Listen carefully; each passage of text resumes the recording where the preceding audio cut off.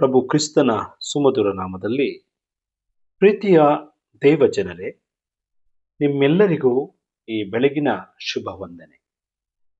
ಈ ಹೊತ್ತಾರೆಗೆ ದೇವರ ವಾಕ್ಯದ ಧ್ಯಾನಕ್ಕಾಗಿ ಆರಿಸಿಕೊಂಡಿರುವ ದೇವರ ವಾಕ್ಯದ ಭಾಗವು ಅದು ಹಳೆ ಒಡಂಬಡಿಕೆಯಲ್ಲಿ ಆದಿಕಾಂಡ 1ನೇ ಅಧ್ಯಾಯ 3ನೇ ವಚನ. ಆಗ ದೇವರು ಬೆಳಕಾಗಲಿ ಅನ್ನಲು ಬೆಳಕಾಯಿತು. ಆಗ ದೇವರು ಬೆಳಕಾಗಲಿ ಅನ್ನಲು ಬೆಳಕಾಯಿತು.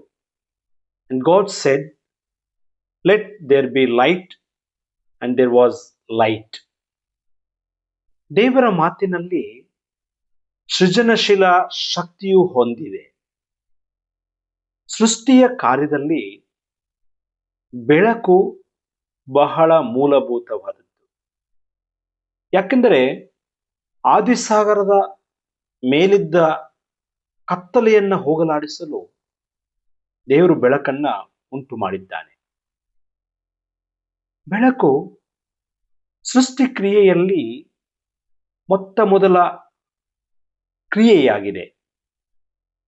ದೇವರ ಸೃಷ್ಟಿ ಕ್ರಮ ಬೆಳಕು ಪ್ರತಿಯೊಂದರ ಆರಂಭದ ವ್ಯವಸ್ಥೆ. ಲೈಟ್ ಅಥವಾ ಬೆಳಕು ಎಂಬುವಂಥದ್ದು ಅದು ಕೇವಲ ಭೌತಿಕವಾದ ಬೆಳಕು ಮಾತ್ರವಲ್ಲ, ಇಡೀ ಸೃಷ್ಟಿಗೆ ದೇವರು ತಾನೇ ಸ್ವತಃ ಬೆಳಕಾಗಿರುವುದರಿಂದ ಅದು ದೇವರ ನೈತಿಕ ಮತ್ತು ಆಧ್ಯಾತ್ಮಿಕ ಸಾರವನ್ನ ಪ್ರತಿನಿಧಿಸುತ್ತದೆ. ಮುಂದುವರಿಸಿ, ಸೃಷ್ಟಿಸಲ್ಪಟ್ಟ ಆ ಬೆಳಕನ್ನ ದೇವರು ಒಳ್ಳೆಯದು ಎಂದು ಘೋಷಿಸಿದ. ಇದು ದೇವರ ಅಂತರ್ಗತ ಮೌಲ್ಯ ಮತ್ತು ಕ್ರಮವನ್ನ ತಿಳಿಸುತ್ತದೆ. ಕತ್ತಲೆ ಒಂದೆಡೆ ಅಂಧಕಾರ, ದುಷ್ಟತನ, ಭ್ರಷ್ಟಾಚಾರ, ಪಾಪದ ಸಂಕೇತವಾದರೆ, ಇನ್ನೊಂದೆಡೆ ಬೆಳಕು ಸತ್ಯದ ಪ್ರಕಟಣೆ, ಬಿಡುಗಡೆ ಹಾಗೂ ವಿಮೋಚನೆಯ ಸಂಕೇತವಾಗಿದೆ. ಎಷ್ಟೇ ಕತ್ತಲಿದ್ದರೂ ಬೆಳಕು ಆ ಅಂಧಕಾರವನ್ನ ಓಡಿಸುತ್ತದೆ. ಕತ್ತಲೆಯು ಬೆಳಕನ್ನು ಯಾವತ್ತೂ ಕೂಡ ಮುಸುಕಲು ಸಾಧ್ಯವೇ ಇಲ್ಲ. ಅದು ಬೆಳಕಿನ ಶಕ್ತಿ ಹಾಗೂ ಅಸ್ತಿತ್ವವಾಗಿದೆ. ಬೆಳಕು ದೇವರ ಸಾನ್ನಿಧ್ಯ ಹಾಗೂ ದೇವರ ಸಾರ್ವಭೌಮತ್ವವಾಗಿದೆ. ಇಲ್ಲಿ ಬೆಳಕು ಆಧ್ಯಾತ್ಮಿಕ ನವೀಕರಣದ ಸಂಕೇತ. ಈ ದೇವರ ಬೆಳಕು ಸೃಷ್ಟಿ ಕಾರ್ಯದ 4ನೇ ದಿನದ ಸೃಷ್ಟಿಯಾದ ಸೂರ್ಯ, ಚಂದ್ರ, ನಕ್ಷತ್ರಗಳಿಗಿಂತ ಶಕ್ತಿಯುತ ಮತ್ತು ಭಿನ್ನವಾಗಿದೆ. ಅಂದರೆ ಪ್ರಕಾಶಮಾನದಲ್ಲಿ ಉರಿಯುವ ಸೂರ್ಯನಿಗಿಂತ ಮೊದಲು ದೇವರ ಇಡೀ ಸೃಷ್ಟಿಗೆ ಬೆಳಕಾಗಿದ್ದಾನೆ. ಪ್ರೀತಿಯ ಸಹೋದರ ಸಹೋದರಿಯೇ, ಈ ವಾಕ್ಯವನ್ನು ಕೇಳುವಂತೆ ನಿಮ್ಮಲ್ಲಿಯೂ ಕೂಡ, ನಿಮ್ಮ ಬದುಕಿನಲ್ಲಿಯೂ ಕೂಡ ಬೇರೆ ಬೇರೆ ಕತ್ತಲುಗಳಿದೆಯೋ?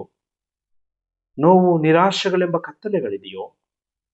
ದಾರಿಕಾರಣದ ಪರಿಸ್ಥಿತಿಯಲ್ಲಿ ನೀವು ಕತ್ತಲೆಯಲ್ಲಿ ಮುಳುಗಿದ್ದೀರೋ? ನಿಮ್ಮ ಬಾಳಿಗೆ ದೇವರು ಬೆಳಕಾಗಲಿ. ಆಮೇನ್. ಪ್ರಾರ್ಥನೆ ಮಾಡೋಣ. ಭೂಪರ ಲೋಕವನ್ನು ಸಮಸ್ತವನ್ನು ಉಂಟು ಮಾಡಿ ಸರ್ವವನ್ನು ಕಾಪಾಡುವಂತ ನಡೆಸುವಂತ ನಮ್ಮ ಸ್ವರ್ಗೀಯ ದೇವರೇ, ನಿನ್ನ ಪರಮೋನ್ನತ ಪರಿಶುದ್ಧ ನಾಮಕ್ಕೆ ನಿನ್ನ ಮಕ್ಕಳಾದ ನಾವೆಲ್ಲರೂ ಸ್ತೋತ್ರ ಮಾಡುತ್ತೇವೆ. ದೇವ, ಇವತ್ತಾರೆಯಲ್ಲಿ ಮತ್ತೊಮ್ಮೆ ನಿನ್ನ ವಾಕ್ಯ ಸಂದೇಶವನ್ನ ಕೇಳುವಂತ, ಧ್ಯಾನಿಸುವಂತ ಕೃಪೆ ಕೊಟ್ಟಿದ್ದಕ್ಕಾಗಿ ಸ್ತೋತ್ರ. ಈ ಸೃಷ್ಟಿಯಲ್ಲಿ ಸ್ವಾಮಿ, ಸೂರ್ಯ, ಚಂದ್ರ, ನಕ್ಷತ್ರಗಳಿಗಿಂತ ನೀನೇ ಈ ಸೃಷ್ಟಿಗೆ ಬೆಳಕಾಗಿದ್ದಿ ಸ್ವಾಮಿ. ಬೆಳಕು ನಿನ್ನ ಸಾನ್ನಿಧ್ಯದ ಸಂಕೇತವಾಗಿದೆ. ಬೆಳಕು ನಿನ್ನ ಸಾರ್ವಭೌಮತ್ವವಾಗಿದೆ. ನೀನು ಸಾರ್ವಭೌಮನು. ನಮ್ಮ ಜೀವನದಲ್ಲೂ ಕೂಡ ಬೇರೆ ಬೇರೆ ಕತ್ತಲುಗಳು, ನಿರಾಶೆ, ದಾರಿಕಾಣದ ಪರಿಸ್ಥಿತಿಯಲ್ಲಿರುವಾಗ ನಿನ್ನಲ್ಲಿ ನಾವು ನಂಬಿಕೆಟ್ಟು ಪ್ರಾರ್ಥಿಸುತ್ತೇವೆ ಸ್ವಾಮಿ. ನಮ್ಮ ಬಾಳಿಗೆ ನೀನೇ ಜ್ಯೋತಿ ಆಗಿದ್ದುಕೊಂಡು ನಮ್ಮೆಲ್ಲ ಕತ್ತಲುಗಳನ್ನು ಹೋಗಲಾಡಿಸು. ಯೇಸು ಸ್ವಾಮಿಸ್ನಲ್ಲಿ ಪ್ರಾರ್ಥಿಸಿ ಬೇಡುತ್ತೇವೆ ನಮ್ಮ ದೇವರೇ. ಆಮೇನ್.